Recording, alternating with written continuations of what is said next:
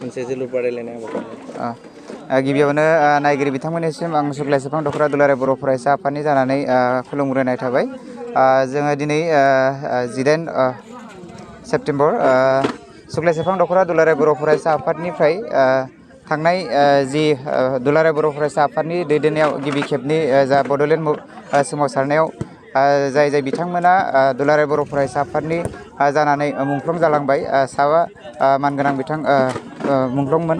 दा बिथांमोननि मुंख्लंनि गोसोखांथियाव जोङो दिनै 18 सेप्तेम्बरनिफ्राय 22 सेप्तेम्बरसिम बिथांमोननि मुङाव गोसोखांथि जोलुर बादायलायनायखौ होदों। जोङो दिनैनि जे जोलुर बादायलायनाय हाबाफारियाव जोङो फुंबिलिनिफ्राय माखासे हाबाफारि रनसायनानै जोङो जाफुंसार खालामनो हादों। गिबियाव जोङो फुंबिलियाव दुलाराय बर' फरायसाफोरनि फिरफिला आरो जोंनि जि गेलेनाय जि फिरफिला बेखौ बिरहोदों आरो लोगोसेनो फुंबिलि समावनो मुंख्लंफोरनिसिम बिबार बावनाय हाबाफारिखौ लाजानानै आरो लोगोसे जाय बिथांमोना दुलाराय बर' फरायसाफोरनि जांख्रिखांनायाव जोंनि सुग्लाय सेरफां दख'र दुलाराय बर' फरायसाफोरनिफ्राय मुंख्लं जालांनाय बिथांमोननि न'खरनिफ्राय सोद्रोमाफोरखौ लिंहरनानै जोङो मान बावदों आरो लोगोसेयैनो बेलासिनि 3 रिंगानिफ्राय जोङो जोंनि जि मुंख्लंफोरनि गोसोखांथियाव जोलुर बादायलायनाय हाबाफारि बे हाबाफारिखौ जोङो बेखेवदों। दा बेखेवगिरि हिसाबै जों हांख्रायनाय लेखा हिसाबै बाक्सा जिल्ला दुलाराय बर' फरायसा आफादनिफ्राय नेहाथारि मानगोनां बिथां फुकन बर'आ नुजाथिनानै जोंनि जि बादायलायनाय बे बादायलायनायखौ गावनि बेसेन गोसा बिबुंथिजों बेखेवनानै होलांदों।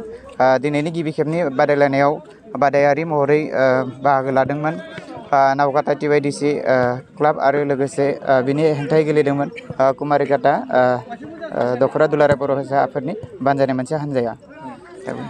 नोंथांमोना जिहेतु जोङो गोबाव समनिफ्राय बादायलायनायखौ होबोनानै सम आरो सुबिदाखौ नायनानै दिनैनि समसिम जोङो 10थि खेब खुंफुंनो हादों। गेजेराव जोङो माखासे कन्डिसननि थाखाय दोनथ'नो गोनां जादोंमोन। दिनैनि समाव जोङो 10थि खेब होनो हादों। फैबाय थानाय समाव जे गेलेनायनि आयदायाव नोंथांमोना मा थांखि लाबावगोन? फैबाय थानाय समफोराव थांनाय बोसोरफोराव जोङो जिबायदि रोखोमै बादायलायनायखौ होदों बेनिख्रुइ आरो साबसिन हामसिनै जोङो खालामनो सानदों। जायनि जाहोनाव जोङो गासै जोंनि दख'रानि बेन्दोंआवल' थानाय नङा, जोङो गासैबो माने BTCआव थानाय जिखिनि मोजां गेलेगिरि हान्जाफोर दङ बिथांमोनखौबो फैबाय थानाय समफोराव जोङो माखासे मोजां हाबाफारि रनसायनो बाहागो लानो थाखाय जोङो थांखि लादों। दिनैनि बे जिहेतु नोंथांमोननि जे बादायलायनायाव मोनबेसे बादायारि बिथांमोना बाहागो लादों? जोंनि बे बादायलायनायाव 18 सेप्तेम्बरनिफ्राय 22 सेप्तेम्बरसिम गासै 9 हान्जाखौ जोङो बादायलायहोनो माने थि खालामखाबाय। दा बिथांमोना गावबा गावनि थिखानाय खालार खालि बिथांमोना गेलेफैगोन।